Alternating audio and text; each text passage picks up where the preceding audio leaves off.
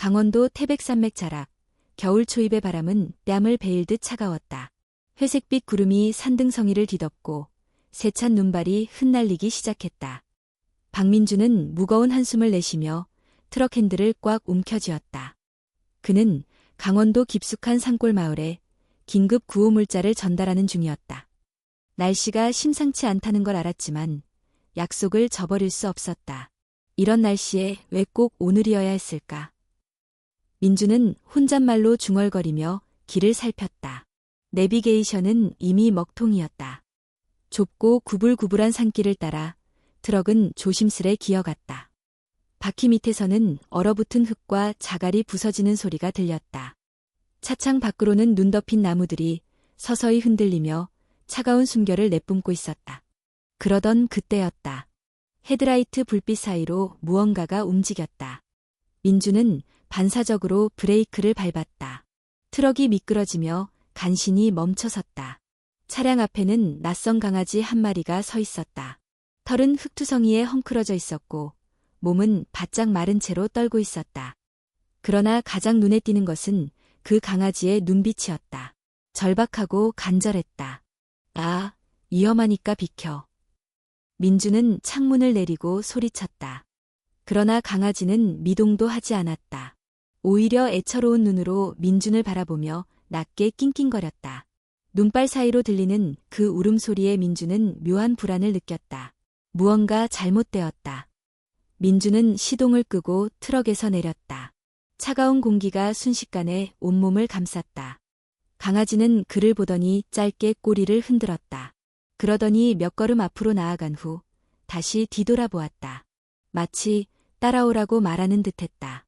어디 가자는 거야. 민주는 주춤거렸다. 이런 날씨에 이런 험한 산길을 걷는 건 위험했다. 하지만 강아지의 눈빛을 외면할 수 없었다. 그는 차 문을 잠그고 강아지를 따라 나섰다.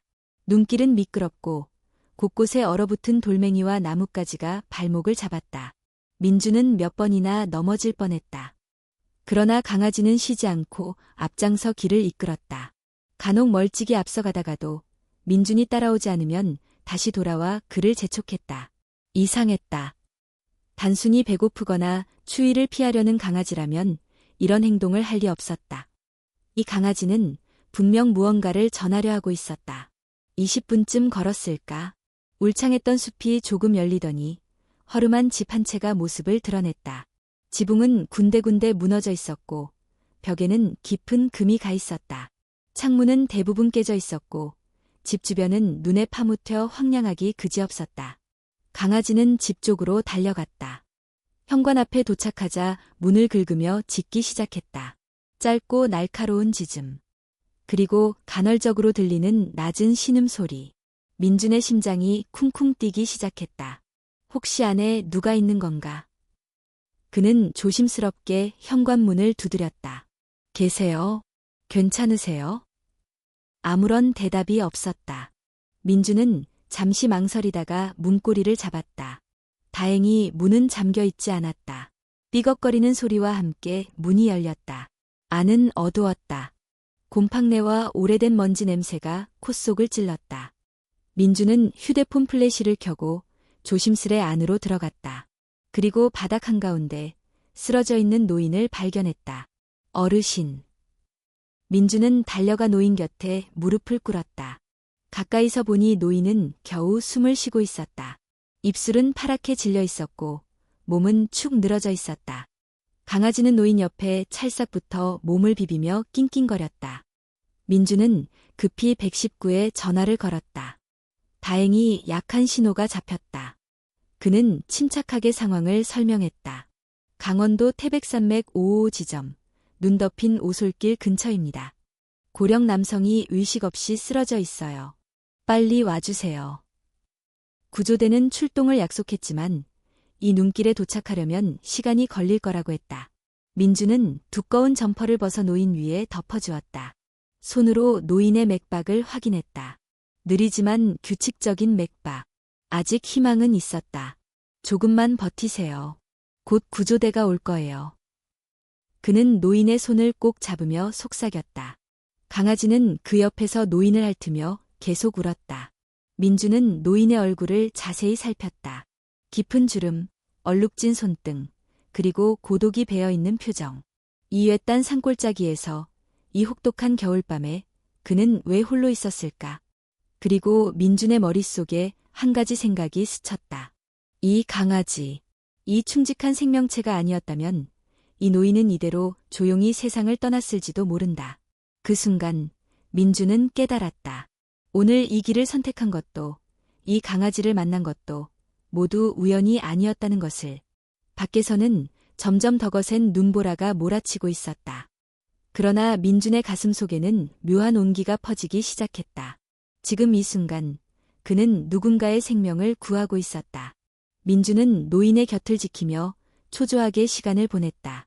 눈발은 점점 거세졌고 구조대의 도착 소식은 아직 들려오지 않았다. 그는 가끔씩 휴대폰 화면을 들여다보며 신호가 끊기지 않기를 바랐다. 강아지, 정희는 노인 옆에 꼭 붙어 있었다. 추위에도 아랑곳하지 않고 노인의 얼굴을 핥고 낮게 울면서 끊임없이 안절부절했다. 민주는 그런 정희를 보며 가슴 한편이 저릿해졌다. 넌 대체 얼마나 오랫동안 이 눈 속을 헤매며 도움을 구했을까? 민주는 자신에게 중얼거렸다. 이 강아지는 결코 우연히 민준을 만난 게 아니었다. 누군가를 살리기 위해 온몸으로 외쳤던 것이다. 민주는 노인의 몸 상태를 다시 점검했다. 손끝은 여전히 차가웠지만 미세하게나마 맥박은 유지되고 있었다. 그는 노인의 몸을 조금 더 따뜻하게 덮어주기 위해 자신의 배낭 속 여분 담요를 꺼냈다. 시간이 갈수록 민준의 걱정은 커져갔다. 만약 구조대가 눈 때문에 오지 못한다면 어떻게 해야 할까? 이대로 기다리는 것이 옳은 걸까? 아니면 노인을 업고 트럭까지 돌아가는 것이 나을까? 그러나 밖은 이미 눈이 허리까지 쌓이기 시작했고 길을 되짚는 것도 위험했다. 민주는 선택했다. 무모하게 움직이지 않고 구조대를 기다리는 것. 무엇보다 노인을 차가운 눈보라 속으로 끌고 나가는 것은 더 큰 위험이었다. 조금만 더 버티세요. 어르신. 절대 포기하지 마세요. 민주는 속으로 되뇌며 노인의 손을 꼭 잡았다. 그리고 마음속으로 다짐했다. 어떤 일이 있어도 이 생명을 포기하지 않겠다고. 그때였다. 멀리서 미약하게 들려오는 사이렌 소리. 민주는 고개를 번쩍 들었다. 구조대다. 그는 벌떡 일어나 문을 열고 밖으로 뛰쳐나갔다. 눈보라 속에서 희미하게 보이는 빨간 불빛. 눈길을 뚫고 서서히 다가오는 구조 차량이었다. 민주는 팔을 휘저으며 구조대원들에게 신호를 보냈다. 구조대는 신속하게 움직였다. 산악구조에 능숙한 대원들이 장비를 챙기고 집 안으로 들어왔다. 환자 상태는 어떻습니까? 의식은 없지만 맥박은 유지되고 있습니다. 체온은 많이 떨어진 것 같습니다. 민주는 짧고 정확하게 설명했다. 대원들은 노인을 들것에 조심스럽게 옮겼다. 정희는 들것 옆을 졸졸 따라가며 끊임없이 낑낑거렸다. 이 강아지는 환자 가족입니까? 구조대원이 물었다. 잘 모르겠습니다. 아마 가장 가까운 가족일지도 몰라요. 민주는 대답하며 정희의 머리를 쓰다듬었다. 강아지는 민준의 손길에 잠시 몸을 떨더니 다시 노인에게 시선을 고정했다. 구조대는 헬리콥터를 호출해 산을 내려가는 대신 직접 병원으로 이송하기로 결정했다. 그만큼 환자의 상태가 심각했다. 민주는 허리를 굽혀 정희에게 말했다. 우리 같이 가자. 아저씨, 절대 혼자 두지 않을게. 정희는 마치 이해한 듯 민준을 바라보았다. 그날 밤, 민준은 병원 로비에서 정희와 함께 시간을 보냈다. 긴급 수술실로 옮겨진 노인의 소식은 쉽게 들려오지 않았다. 병원의 형광등 불빛 아래 정희는 민준 발치에 몸을 말고 조용히 잠들었다. 민준은 트럭 안에서 가져온 담요를 펴 정희를 덮어주었다. 그리고 벽에 기대어 천장을 바라보며 생각에 잠겼다. 왜 하필 오늘, 왜 하필 나였을까? 하지만 곧 머릿속에서 누군가의 목소리가 울려 퍼지는 것 같았다. 우연은 없다. 모든 만남에는 이유가 있다. 민주는 그 생각에 고개를 끄덕였다. 어쩌면 이 강아지가, 이 노인이, 이 혹독한 눈보라가 그의 인생에 새로운 의미를 가져다 줄지도 모른다고. 시간이 흐르고 수술이 끝났다는 소식이 들려왔다. 노인은 중환자실로 옮겨졌고 상태는 위중하지만 생명에는 지장이 없다고 했다.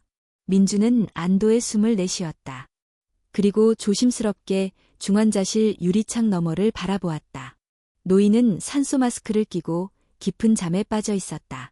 창백한 얼굴, 약하게나마 오르내리는 가슴. 그 생명을 지키기 위해 한 마리 강아지가, 한 평범한 청년이, 그리고 수많은 우연이 겹쳐졌다는 사실이 뭉클하게 다가왔다. 그 순간 민주는 결심했다. 이 노인이 깨어날 때까지, 그리고 그 후에도 그는 끝까지 곁을 지킬 것이라고. 정희도 그의 결심을 알기라도 한 듯 조용히 고개를 들어 민준을 바라보았다. 둘 사이에는 아무런 말도 필요 없었다. 눈보라는 멈췄지만 민준의 마음속에는 또 다른 폭풍이 시작되고 있었다. 이 만남은 단순한 구조가 아니었다. 그의 삶을 송두리째 바꿔놓을 거대한 변화의 서막이었다. 박민주는 병원 대기실 의자에 몸을 묻고 있었다. 새벽이 깊어가면서 로비는 고요했다. 간간히 간호사들이 오가고 방송 스피커에서는 작은 소리로 안내방송이 흘러나왔다. 그는 품 안에 웅크린 정의를 조심스럽게 쓰다듬었다. 괜찮아. 아저씨는 버틸 거야. 속삭이듯 말하며 민주는 스스로를 다독였다. 그러나 마음 한편에는 지울 수 없는 불안이 웅크리고 있었다. 수술은 끝났지만 의사들은 아직 경과를 지켜봐야 한다고 했다. 고령, 저체온증, 탈수, 영양실조, 어느 것 하나 가볍게 볼 수 없었다.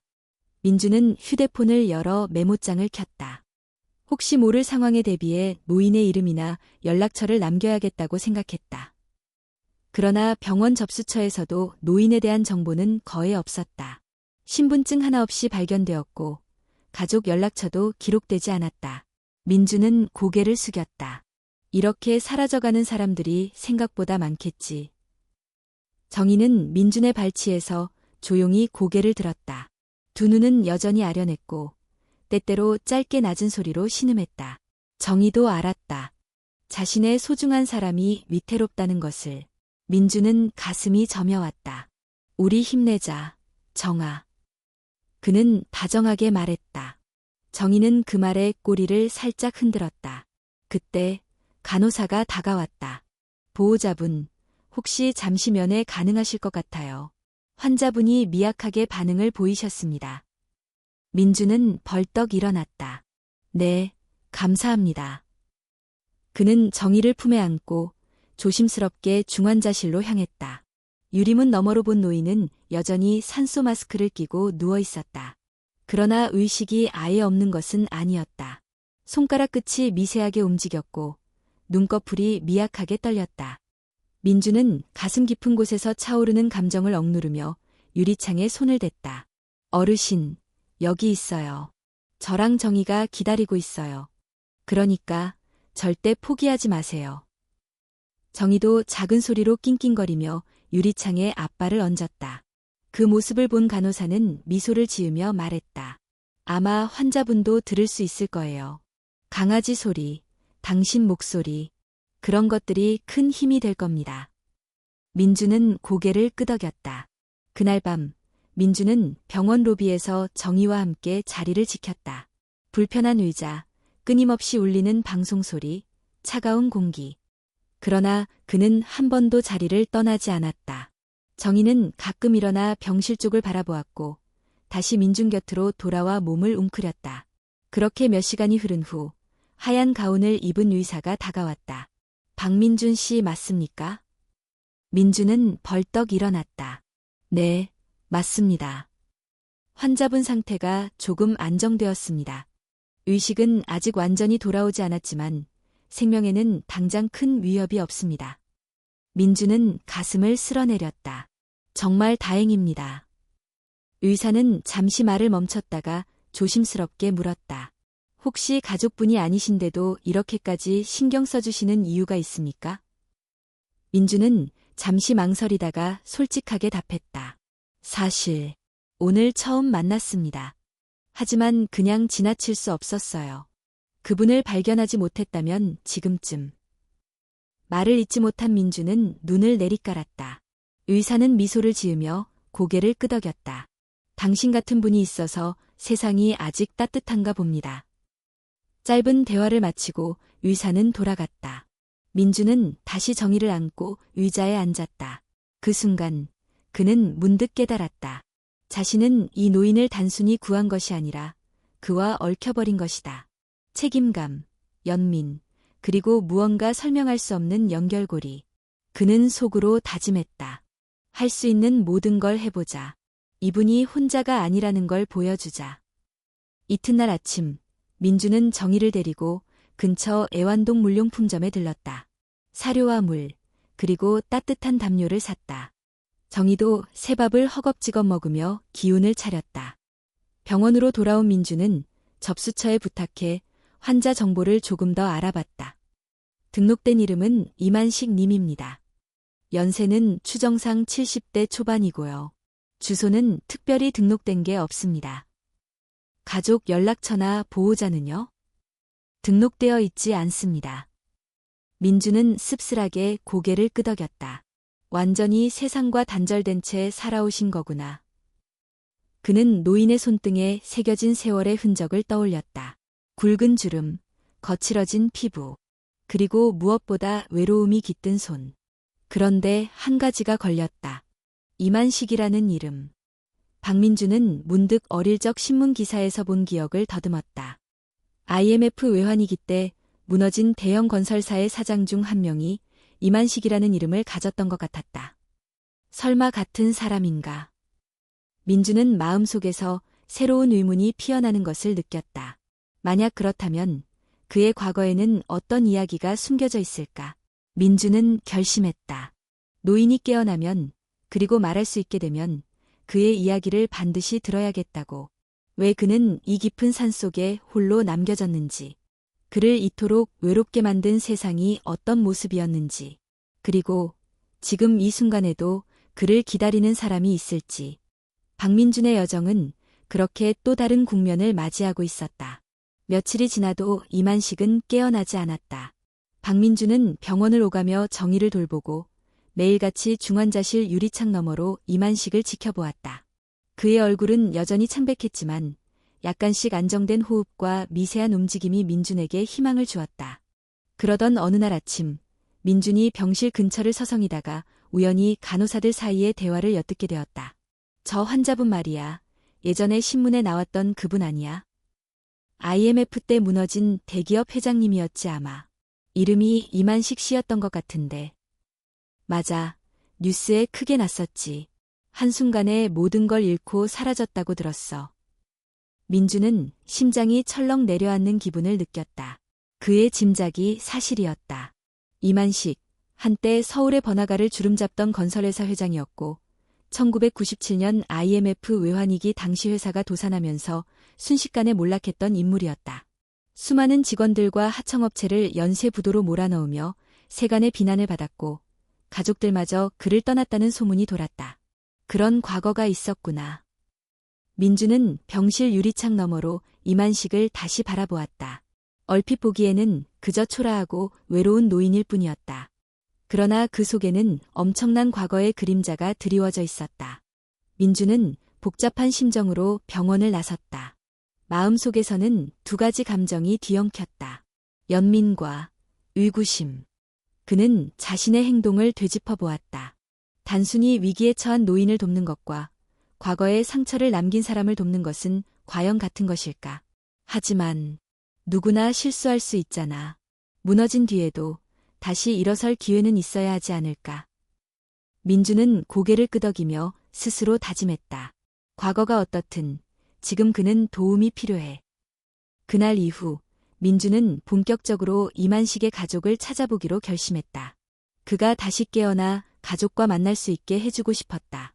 설령 그것이 이만식 본인을 위한 것이 아니라 하더라도 정희에게 그리고 자신에게 떳떳하기 위해서였다. 민주는 인터넷을 뒤지고 지역 기록을 검색했다. 서울의 옛 주소를 찾아냈고 거기에 기반한 몇몇 단서를 발견했다. 이만식에게는 아들이 하나 있었다. 이승현, 30대 후반, 현재는 부산에서 중견기업의 관리직으로 일하고 있다는 소식이었다. 민주는 가슴이 뛰는 것을 느꼈다. 가족이 있다. 그는 완전히 혼자가 아니다. 민주는 이승연에게 연락을 시도했다. 전화번호를 어렵게 구한 뒤 용기를 내어 걸었다.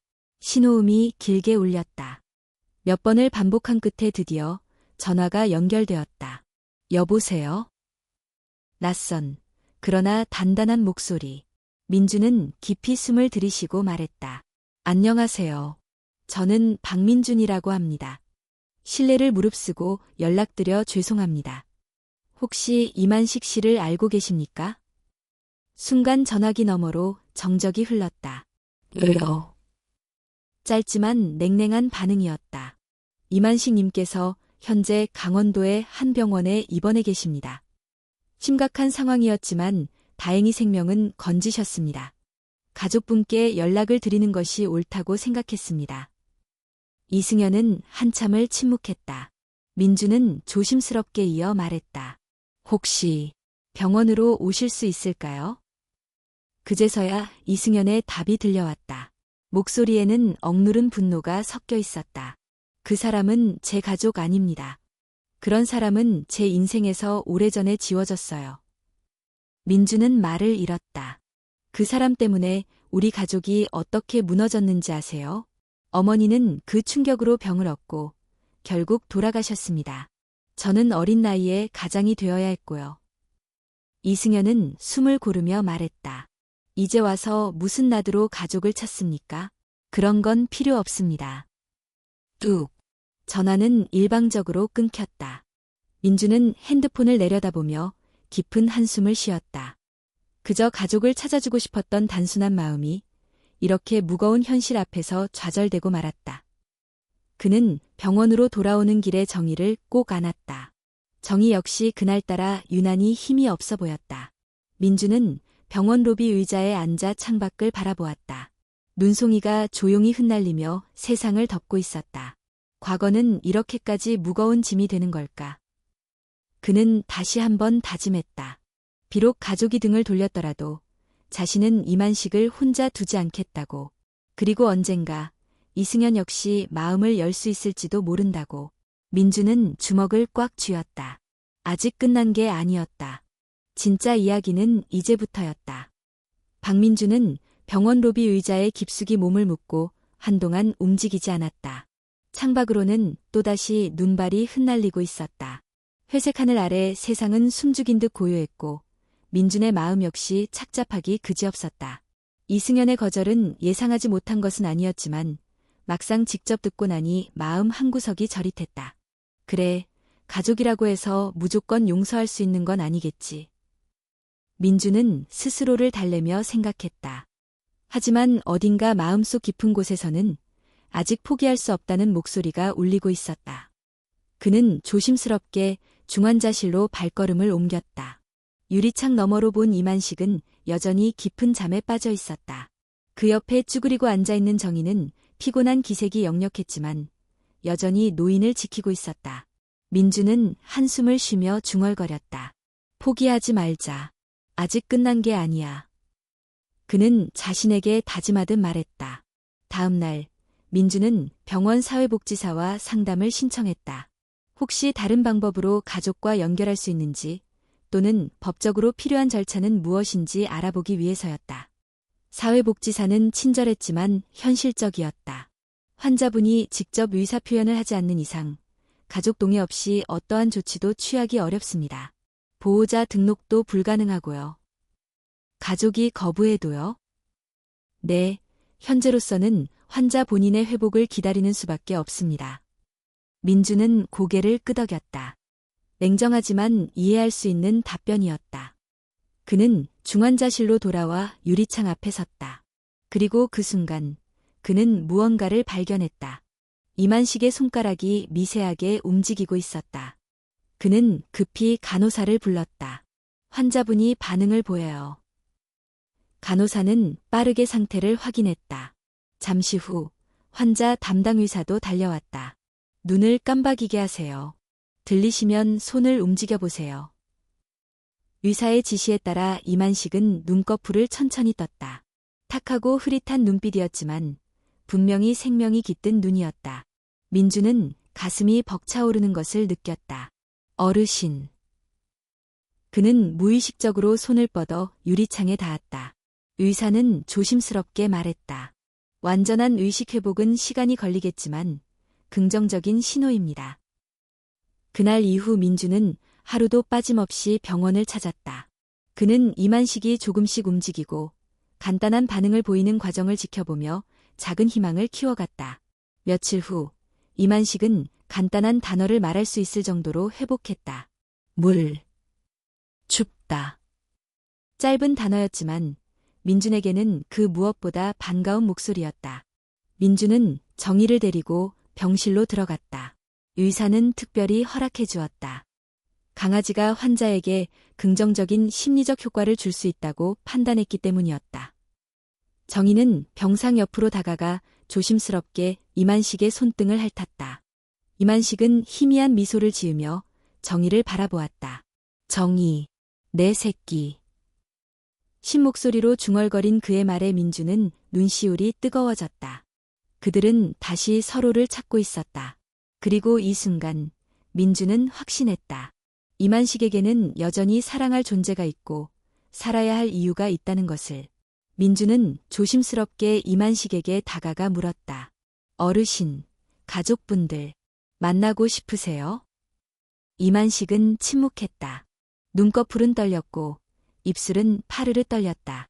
한참을 망설이던 그는 힘겹게 입을 열었다. 보고 싶다. 짧고 굵은 고백이었다. 민주는 고개를 끄덕이며 말했다. 걱정하지 마세요. 제가 도와드릴게요. 그날 밤 민주는 다시 이승연에게 문자를 보냈다. 통화는 끊겼지만 메시지라면 생각할 시간을 줄 수 있을 거라 기대했다. 이승연님, 저는 박민준입니다. 아버지께서 깨어나셨습니다. 아버지는 당신을 만나고 싶어 합니다. 한 번만 기회를 주세요. 부탁드립니다. 문자를 보내고 나서 민주는 답장을 기대하지 않았다. 그러나 몇 시간 후 핸드폰이 진동했다. 생각해 보겠습니다. 짧지만 확실한 답변이었다. 민주는 핸드폰을 가슴에 껴안으며 눈을 감았다. 아직 희망은 있었다. 비록 부서지고 상처받은 관계일지라도 다시 이어질 수 있는 가능성은 있었다. 그리고 민주는 그 가능성에 모든 것을 걸기로 했다. 며칠이 흐른 후 이승연은 조심스레 병원을 찾았다. 그는 긴 코트를 입고 목도리로 얼굴을 반쯤 가린 채 로비에 조용히 서 있었다. 민주는 그를 멀리서 알아보았다. 굳게 담은 입술, 차가운 눈빛, 그러나 그 안에 숨겨진 복잡한 감정이 느껴졌다. 민주는 가볍게 인사했다. 오셔서 감사합니다. 이승연은 짧게 고개를 끄덕였을 뿐 아무 말도 하지 않았다. 지금은 중환자실에서 일반 병실로 옮기셨습니다. 많이 호전되셨어요. 아버지께서는 당신을 기다리고 계십니다. 민주는 조심스럽게 설명했다. 이승연은 잠시 망설이다가 물었다. 그 사람이 나를 기억합니까? 네, 어제도 계속 당신 이름을 부르셨어요. 이승연은 고개를 떨궜다. 손은 주먹을 쥔 채 미세하게 떨리고 있었다. 솔직히 말해주세요. 그 사람, 진심으로 후회합니까? 민주는 잠시 말을 고르다 답했다. 저는 그분의 과거를 모두 알지 못합니다. 하지만 분명한 건 지금 이 순간만큼은 당신을 간절히 그리워하고 있다는 겁니다. 이승연은 눈을 감았다. 길게 숨을 내쉰 후 천천히 말했다. 면회 하겠습니다. 민주는 안도의 숨을 쉬었다. 그는 이승연을 병실로 안내했다. 병실 문 앞에 서자 이승연의 발걸음이 멈췄다. 민주는 그를 바라보았다. 말없이 고개를 끄덕이는 것으로 격려를 대신했다. 이승연은 깊은 숨을 들이쉬고 문을 열었다. 병실 안은 따뜻한 햇살이 비추고 있었다. 이만식은 침대에 반쯤 앉아 있었다. 창밖을 멍하니 바라보다가 문이 열리는 소리에 고개를 돌렸다. 그리고 아들을 본 순간 그의 눈이 커졌다. 승연아. 신목소리로 부르는 한마디. 이승연은 문턱에 얼어붙은 듯 서 있었다. 둘 사이에는 20년이라는 세월이 놓여 있었다. 오해와 분노, 슬픔과 그리움이 얽혀 있었다. 이만식은 떨리는 손을 뻗었다. 그러나 이승연은 쉽게 다가가지 못했다. 왜 이제야? 이승연의 목소리는 떨리고 있었다. 우리를 버렸습니까? 이만식은 고개를 숙였다. 주름진 손이 이불 위에서 오그라들었다. 미안하다. 정말 미안하다. 이만식의 눈가에 눈물이 맺혔다. 너희를 지키려고 했는데 결국 다 잃어버렸다. 그의 목소리에는 진심 어린 후회와 절망이 배어 있었다. 이승연은 눈을 감았다. 가슴속 깊이 묻어두었던 분노가, 슬픔이 터져 나오려 했다. 그러나 동시에 눈앞에 있는 노인은 더 이상 젊고 강인했던 아버지가 아니었다. 세월에 지고 외로움에 짓눌린 초라한 한 사람일 뿐이었다. 이승연은 한 걸음 다가갔다. 어머니는 많이 그리워하셨어요. 죽는 날까지도. 이만식은 흐느꼈다. 민주는 조용히 병실 밖으로 나왔다. 이 둘에게는 오롯이 둘만의 시간이 필요했다. 로비로 내려온 민주는 벤치에 앉아 두 손을 깍지 끼고 있었다. 그의 곁에는 언제나처럼 정희가 조용히 웅크리고 있었다. 시간이 얼마나 흘렀을까. 병실 문이 열리고 이승연이 걸어 나왔다. 눈가는 붉게 물들어 있었지만 표정은 처음보다 한결 부드러워져 있었다. 그는 민준에게 다가와 고개를 숙였다. 감사합니다. 당신 덕분에 놓쳐버릴 뻔한 기회를 얻었습니다. 민준은 서둘러 손을 저었다. 아닙니다. 저는 단지 연결고리가 되었을 뿐입니다. 이승연은 짧게 웃었다. 그의 웃음에는 아직 아픔이 남아 있었지만 동시에 희망도 함께 있었다. 앞으로 아버지를 모시겠습니다. 혼자 두지 않겠습니다. 그 말에 민주는 깊은 감동을 느꼈다. 그리고 속으로 생각했다. 이만식 씨, 해냈습니다. 당신은 다시 가족을 찾았습니다. 이승연은 정희에게도 다가와 고개를 숙였다. 너도 고맙다, 정아. 내가 아니었으면 아버지를 다시 볼 수 없었을 거야. 정희는 꼬리를 살짝 흔들며 이승연의 손길을 받아들였다. 그 순간 민주는 깨달았다. 이야기는 단순히 한 사람을 구한 것이 아니었다. 잃어버린 가족을 다시 이어주고 상처받은 마음을 치유하는 기적이었다. 그리고 그 시작은 겨울 눈보라 속 한 마리 작은 강아지의 절박한 외침이었다. 박민주는 병원 벤치에 앉아 창밖을 바라보았다. 하얀 눈이 조용히 내리고 있었다. 세상은 고요했지만 민준의 가슴속은 여전히 복잡한 감정으로 출렁이고 있었다. 이만식과 이승연, 그들의 화해는 시작되었지만 모든 것이 단번에 치유되는 것은 아니었다. 오랜 세월 쌓인 오해와 상처는 시간이 필요했다. 민주는 그 사실을 알았다. 그리고 조급해하지 않기로 마음먹었다. 며칠 후 이만식은 일반 병실로 완전히 옮겨졌다. 의사들은 조심스럽게 퇴원을 준비할 수 있다고 말했다. 다만 노인의 건강 상태를 고려하면 혼자 생활하는 것은 무리였다. 이승연은 아버지를 모시고 가겠다고 말했다. 부산으로 모셔가겠습니다. 저희 집에 빈 방도 있고 어머니를 그리워하시던 아버지께도 도움이 될 것 같습니다. 이 말을 들은 이만식은 눈시울을 붉혔다. 내가 거기 있어도 되겠니? 물론입니다, 아버지. 짧은 대화였지만 그 안에는 수많은 감정이 담겨 있었다. 민주는 조용히 병실을 나와 그들을 배려했다. 정희는 병실문 앞에서 기다리며 꼬리를 살짝 흔들었다. 퇴원 당일 민주는 트럭을 몰고 병원 앞으로 나갔다. 이승연은 아버지를 부축하며 병원 로비로 내려왔다. 이만식은 민준을 보자 힘겹게 고개를 끄덕였다. 박민준 씨, 정말 고맙소. 민준은 웃으며 말했다. 건강해지시면 됩니다. 어르신, 그게 가장 큰 보답입니다. 이승연은 민준에게 명함 하나를 내밀었다. 혹시 부산에 올 일이 있으면 꼭 연락주세요. 가족끼리라도 식사 한번 대접하고 싶습니다. 민주는 명함을 받아들며 고개를 숙였다. 감사합니다. 기회가 된다면 꼭 찾아뵙겠습니다. 그렇게 이만식 부자는 트럭에 올라 부산으로 향했다. 정희는 아쉽게 트럭을 따라가려 했지만 민준이 달래며 품에 안았다. 괜찮아, 정아. 우리도 해야 할 일이 있잖아. 민주는 그렇게 조용히 이별을 받아들였다. 며칠 후 민주는 강원도의 산골마을로 다시 향했다. 처음 이만식을 발견했던 그 허름한 집은 여전히 을씨년스러웠다. 민주는 한참 동안 그 앞에 서서 생각에 잠겼다. 이곳은 외로움과 절망의 상징이었지만 동시에 희망의 출발점이기도 했지. 그는 주변을 천천히 둘러보았다. 그리고 결심했다. 이곳을 변화시켜야겠다. 민주는 지역 자원봉사 단체에 연락을 취했다. 버려진 집을 수리하고 이곳을 외딴 지역 노인들을 위한 임시 쉼터로 만들 계획을 세웠다. 그는 또한 근처에 작은 구조소를 세워 유기동물들을 보호하는 꿈도 꾸었다. 정희는 그 계획의 상징이자 시작이었다. 몇 주 동안 민주는 발로 뛰었다. 행정 절차를 밟고 후원금을 모으고 자원봉사자들을 모았다. 트럭을 몰고 물자와 자재를 나르며 눈 덮인 산길을 수없이 오갔다. 그 과정은 결코 쉽지 않았다.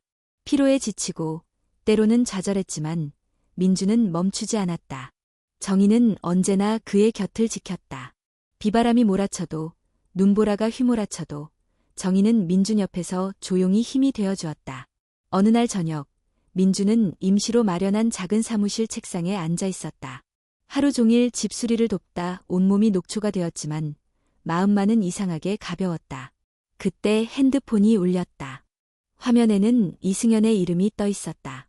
민주는 놀라서 전화를 받았다. 민준 씨, 안녕하세요. 아버지가 많이 좋아지셨습니다. 그리고 아버지가 당신을 꼭 한번 초대하고 싶어 하십니다. 민주는 웃음을 머금으며 대답했다. 기꺼이 가겠습니다. 그날 밤 민주는 노트를 꺼내 새로운 계획을 정리했다. 외딴 마을 노인들을 위한 의료 지원 네트워크, 유기동물 보호소 설립, 청년 자원봉사단 운영. 그는 알았다. 이제 그의 삶은 단순한 생계를 넘어서는 무엇인가로 변하고 있다는 것을. 삶의 목적, 삶의 의미. 그 모든 것이 눈보라 속 작은 만남으로부터 시작되었다. 민주는 창밖을 바라보았다. 하얀 눈이 다시 내리고 있었다. 그러나 이번에는 그 눈이 외롭거나 쓸쓸하지 않았다. 그 눈은 새로운 시작을 알리는 축복처럼 느껴졌다. 민주는 정희의 머리를 쓰다듬으며 속삭였다. 우리 아직 할 일이 많아. 같이 가자, 정아. 정희는 민준을 바라보며 꼬리를 살랑거렸다. 그리고 그들은 어둠을 뚫고 다시 빛을 향해 걸어가기 시작했다. 박민주는 매일 아침 새벽같이 일어나 산골 마을을 돌았다. 이른 겨울 아침, 하얀 서리가 내린 길을 따라 그는 트럭을 몰며 각 집을 방문했다. 노인들의 안부를 묻고 필요한 물품을 전달하는 것이 일상이 되었다. 그가 세운 따뜻한 손길 프로젝트는 천천히 마을 사람들 사이에 퍼져나갔다. 처음에는 경계하던 어르신들도 이제는 민준이 오는 걸 반가워했다. 박씨, 고맙네. 요새 젊은 사람들은 이런 산골에 잘 안 오는데 말이야. 아닙니다. 어르신. 저도 이곳에서 많은 걸 배우고 있습니다. 민준은 겸손하게 웃으며 대답했다. 정희는 그런 민준 옆을 항상 지켰다. 그녀는 어르신들의 무릎에 얼굴을 비비거나 아이들과 함께 뛰어놀기도 했다. 정희는 마을 사람들에게도 하나의 희망이자 기쁨이 되었다. 시간이 흘러 초겨울이 깊어가던 어느 날, 민주는 버려진 집터 옆에 작은 유기동물 보호소를 완공했다. 마을 사람들과 자원봉사자들의 도움으로 어렵게 완성한 결과였다. 보호소 이름은 정희의 집이었다. 내가 없었다면 여기까지 오지 못했을 거야. 민주는 보호소 입구 간판을 바라보며 정희에게 속삭였다. 보호소에는 하나둘, 갈 곳 없는 강아지와 고양이들이 모여들기 시작했다. 민주는 직접 사료를 나르고 이불을 깔고 추운 겨울에도 따뜻하게 지낼 수 있도록 신경 썼다. 그는 또한 마을에 작은 의료 지원센터를 열었다. 의사들과 간호사들에게 연락해 일정한 날에 마을을 방문하도록 조율했다. 노인들은 더 이상 병원 가는 것을 두려워하지 않아도 되었다. 민준의 노력이 조금씩 결실을 맺고 있었다. 그러던 어느 날 서울에서 한 방송국 기자가 민준의 활동을 듣고 취재를 요청해왔다. 처음엔 망설였지만 민준은 마을 사람들과 상의 끝에 인터뷰에 응하기로 했다. 방송국 촬영팀이 마을에 도착한 날 민준은 약간 긴장했다. 그는 카메라 앞에 서는 것이 익숙하지 않았다. 기자는 물었다. 박민준 씨, 이렇게 어려운 일을 시작하게 된 계기가 무엇인가요? 민준은 잠시 생각하다가 조심스럽게 답했다.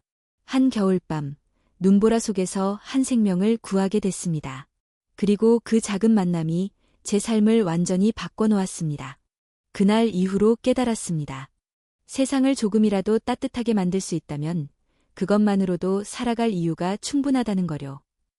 기자는 고개를 끄덕이며 물었다. 포기하고 싶었던 순간은 없었습니까? 민준은 미소를 지으며 말했다. 물론 있었습니다. 하지만 옆에 있는 이 작은 친구가 그리고 마을 어르신들이 저를 붙잡아줬습니다. 정희는 인터뷰 중에도 민준 발치에 얌전히 앉아 있었다. 촬영이 끝나자 기자는 정희를 바라보며 감탄했다. 이 강아지가 진짜 영웅이군요. 민준은 정희의 머리를 쓰다듬으며 말했다. 맞습니다. 이 모든 것은 정희 덕분입니다. 며칠 후 민준과 마을 사람들은 방송을 함께 시청했다. TV 화면 속에서 소개되는 따뜻한 손길 프로젝트와 정희의 집은 많은 사람들의 가슴을 울렸다. 인터뷰가 끝나자 마을 회관은 박수 소리로 가득 찼다. 민준이 최고야. 우리 마을을 다시 살려준 사람이야. 어르신들은 민준의 등을 두드리며 칭찬했다. 민준은 쑥스러워하며 웃었다. 저 혼자 한 일이 아닙니다. 우리 모두가 함께 만든 기적입니다. 정희도 그 분위기를 아는지 신나게 꼬리를 흔들었다. 방송 이후 전국 각지에서 후원금과 자원봉사 신청이 이어졌다. 어린 학생들부터 은퇴한 노인들까지 다양한 사람들이 따뜻한 손길에 동참하고 싶다고 연락해왔다. 민준은 기뻤다. 그가 꿈꿨던 세상, 서로 돕고 기대는 세상이 정말로 현실이 되고 있었다. 하지만 그는 마음속으로 다짐했다. 처음 마음을 잃지 말자. 숫자가 아니라 한 사람 한 사람의 마음을 소중히 여기자. 겨울이 깊어가던 어느 날, 민준은 부산으로 내려가 이만식과 이승현 가족을 만났다. 이만식은 건강을 많이 회복했고 웃음도 되찾아 있었다. 민준아, 이렇게 와줘서 고맙다. 어르신, 건강해지셔서 정말 다행입니다. 이승현도 밝은 표정으로 민준을 맞았다. 아버지께서 매일 당신 이야기를 하십니다. 덕분에 우리 가족이 다시 하나가 될 수 있었다고요. 민준은 가슴이 뭉클했다. 짧지 않은 여정이었다. 눈보라 속에서 시작된 만남이 이렇게 따뜻한 결실을 맺기까지 얼마나 많은 용기와 인내가 필요했는지 그는 알고 있었다. 그날 밤, 민준은 부산 바닷가를 산책했다. 잔잔한 파도 소리를 들으며 그는 조용히 다짐했다. 앞으로도 누군가에게 작은 희망이 되어줄 수 있는 삶을 살자. 그리고 옆을 보니 정희가 조용히 그의 발걸음을 맞추며 걷고 있었다. 민준은 미소 지었다. 그들은 함께였다. 그리고 앞으로도 함께할 것이었다. 박민준은 부산에서 돌아온 후 더욱 바쁜 나날을 보내게 되었다. 따뜻한 손길 프로젝트는 생각보다 빠르게 확산되었고 마을에도 변화의 바람이 불기 시작했다. 빈집들은 새롭게 단장되었고 외롭게 살아가던 노인들은 서로 안부를 묻고 함께 밥을 나누었다. 예전에는 몇 달 동안 사람 그림자도 보기 힘들던 곳이었지만 이제는 아이들의 웃음소리와 강아지들의 짖는 소리가 마을을 가득 채웠다. 민준은 매일 아침 정희와 함께 마을을 돌며 필요한 곳을 살폈다. 어디선가 지붕을 고치는 소리가 들리고 어디선가 밭을 일구는 사람들이 보였다. 그는 이 변화가 마치 꿈만 같았다. 어느 날 저녁, 마을 회관에서는 작은 잔치가 열렸다. 후원자들과 자원봉사자들을 초대해 감사의 마음을 전하는 자리였다. 민준은 무대에 올라 짧게 인사했다. 이 모든 것은 저 혼자 한 일이 아닙니다. 여러분 한 사람 한 사람이 힘을 보태주었기에 가능한 일이었습니다. 앞으로도 이 따뜻한 마음이 끊이지 않기를 바랍니다. 사람들은 박수를 보냈고 정희는 신나서 무대 주변을 뛰어다녔다. 잔치가 무르익을 즈음 한 어르신이 민준에게 다가왔다. 그는 이 마을에서 평생을 살아온 백발의 노인이었다. 민준이 자네, 이 마을의 이장이 되어줄 생각은 없나? 민준은 깜짝 놀랐다. 제가요? 그래. 이제 이 마을은 젊은 피가 필요해. 자네처럼 마음 따뜻하고 성실한 사람이 이끌어야 하지 않겠나. 주변에서도 고개를 끄덕이며 지지하는 분위기였다. 민준은 순간 망설였다. 책임감이 두려웠고 과연 자신이 그 역할을 할 수 있을까 의문이 들었다. 그러나 곧 마음 한켠에서 또렷한 목소리가 들려왔다. 내가 시작한 일이다. 끝까지 책임져야 하지 않겠니? 민준은 깊게 숨을 들이쉬고 고개를 끄덕였다. 감사합니다. 부족하지만 최선을 다해보겠습니다. 마을 사람들은 환호했다. 정희도 마치 이해한 듯 크게 짖어 화답했다. 며칠 후 민준은 공식적으로 마을 이장으로 선출되었다. 책임은 막중했지만 그는 두려움보다 기대가 컸다. 그는 계획을 세웠다. 마을 학교를 복원하고 어린이 도서관을 세우고 유기동물 입양 캠페인을 벌이고 무엇보다 서로 돕는 공동체 문화를 더욱 굳건히 만드는 것. 민준은 매일 새벽마다 계획을 수정하고 자원봉사자들과 회의를 거듭했다. 처음에는 힘들고 답답한 순간도 많았다. 시골 특유의 보수적인 분위기, 변화에 대한 두려움, 예상치 못한 갈등이 끊이지 않았다. 하지만 민준은 포기하지 않았다. 그는 마을 사람 한 명 한 명과 대화를 나누고 의견을 경청하고 때로는 설득하며 때로는 양보했다. 그의 진심은 서서히 통하기 시작했다. 어느 날 민준은 우체통에 한 통의 편지를 발견했다. 보낸 이는 이승현이었다. 민준 씨에게. 아버지는 요즘 매일 웃습니다. 정말 오랜만에 보는 웃음입니다. 당신 덕분입니다. 저도 아버지를 이해하려 노력하고 있습니다. 완벽한 화해는 시간이 걸리겠지만 우리 가족은 다시 걸음을 시작했습니다. 언젠가 정희와 함께 부산에 놀러 오세요. 우리 가족 모두 기다리고 있겠습니다. 편지를 읽는 동안 민준의 눈가가 뜨거워졌다. 그는 하늘을 올려다보았다.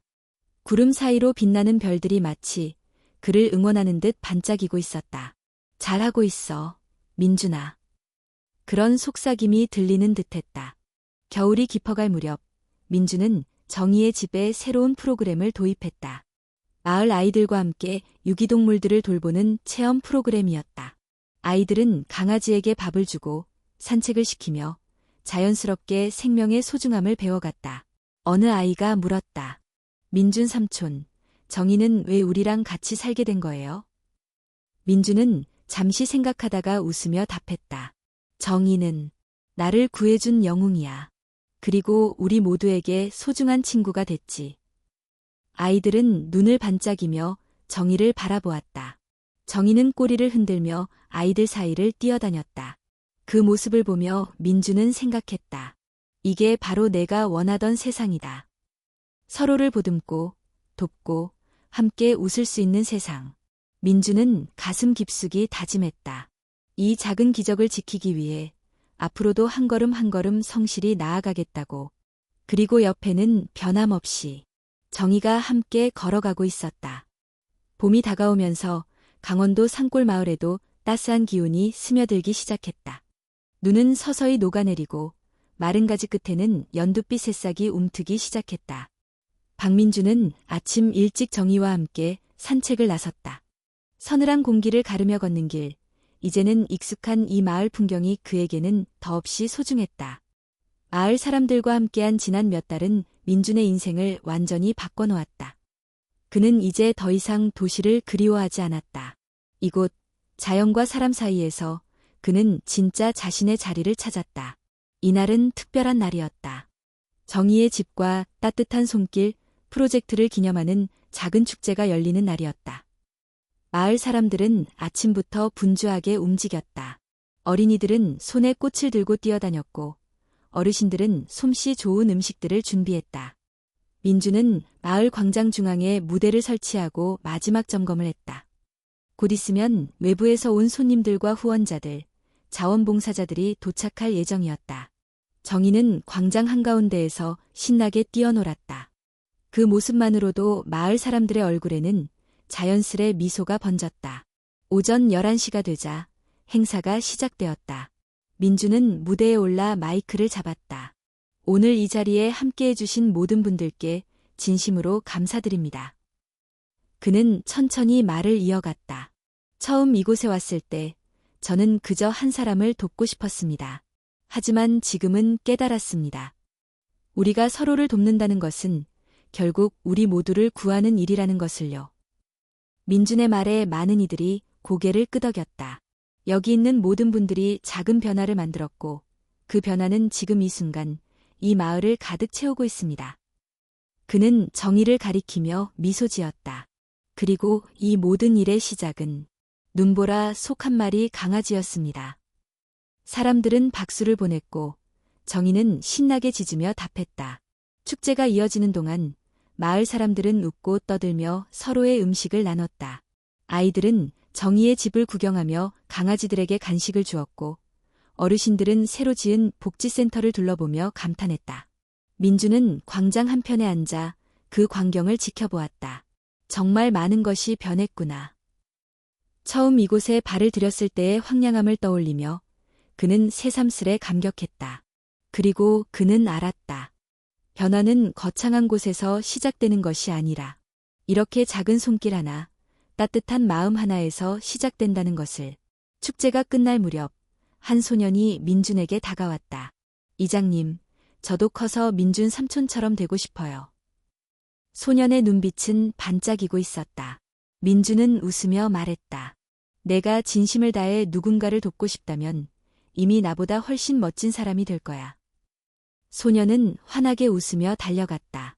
민준은 그 뒷모습을 바라보며 뭉클함을 느꼈다. 이곳에 희망이 자라고 있다. 며칠 후 민준은 부산에서 초대받은 이승현 가족과 다시 만났다. 이만식은 한층 건강해진 모습이었다. 민준아, 내 덕분에 난 다시 살아갈 용기를 얻었단다. 민준은 고개를 숙였다. 아니에요, 어르신. 살아야겠다고 결심한 건 어르신 자신입니다.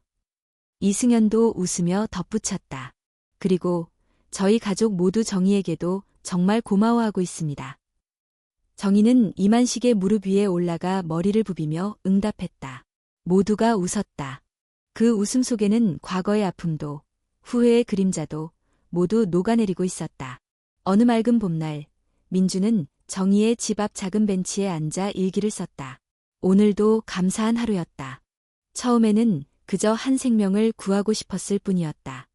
하지만 그 선택이 내 인생 전체를 바꿔놓을 줄은 몰랐다. 이곳에서 나는 진짜 삶을 배우고 있다. 서로를 의지하고, 아끼고, 함께 웃는 삶. 그리고 그 중심에는 늘 정의가 있었다. 앞으로도 나는 이 길을 걸어갈 것이다. 비록 때때로 길이 험하더라도 함께라면 두렵지 않다. 민주는 펜을 내려놓고 하늘을 올려다보았다. 푸른 하늘 아래 작은 새들이 지저귀고 있었다. 그 소리는 민준의 가슴 깊숙이 스며들었다. 그는 정의를 품에 안고 조용히 말했다. 정아, 우리 앞으로도 함께 걷자. 정의는 꼬리를 흔들며 민준의 품에 더 깊이 파고들었다. 그날 민준은 다시 한번 깨달았다. 삶이란 거창한 성공을 이루는 것이 아니라 매일매일 누군가와 함께 웃고 울고 살아가는 것임을. 그리고 그는 그 가장 소박하고 따뜻한 성공을 이뤄가고 있었다. 눈보라 속에서 시작된 작은 만남은 이제 수많은 사람들의 삶을 밝히는 큰 등불이 되었다. 그리고 그 불빛은 앞으로도 꺼지지 않을 것이었다.